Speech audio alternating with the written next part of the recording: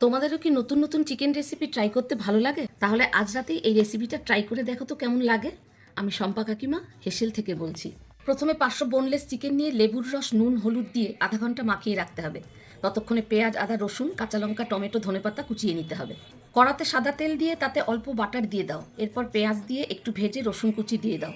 ভালো করে ভাজা হয়ে এলে কাশ্মীরি লঙ্কা গুঁড়ো, গরম মশলা গুঁড়ো, ধনে গুঁড়ো, হলুদ গুঁড়ো, গোলমরিচ গুঁড়ো আর কসুরি মেথি দিয়ে অল্প উষ্ণ গরম জল দিয়ে মশলা ভেজে নাও যাতে লেগে না যায়। মশলাটা ভাজা হয়ে গেলে তাতে টমেটো কুচি আর নুন দিয়ে ঢাকা দিয়ে দাও নরম হতে।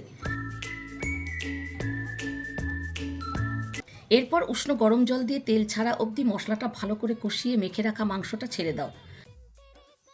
মাংসটাকে ভালো করে কষিয়ে গরম জল দিয়ে ঢাকা দিয়ে দাও।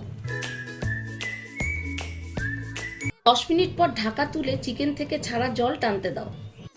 জল মজে এলে তাতে লঙ্কা কুচি, আদা কুচি ও ধনেপাতা ওপর থেকে ছড়িয়ে গ্যাস বন্ধ করে 5 মিনিট রেস্টিংয়ে রেখে দাও। রুটি বা পরোটার সাথে সার্ভ করো এই ঝাল ঝাল চিকেনটা। এটা একদমই রিচ নয়, খেতেও অত্যন্ত সুস্বাদু। এই গরমের জন্য একদম পারফেক্ট। তোমরা অবশ্যই জানিও রেসিপিটা কেমন লাগলো। লাইক ও সাবস্ক্রাইব করে পাশে থেকো।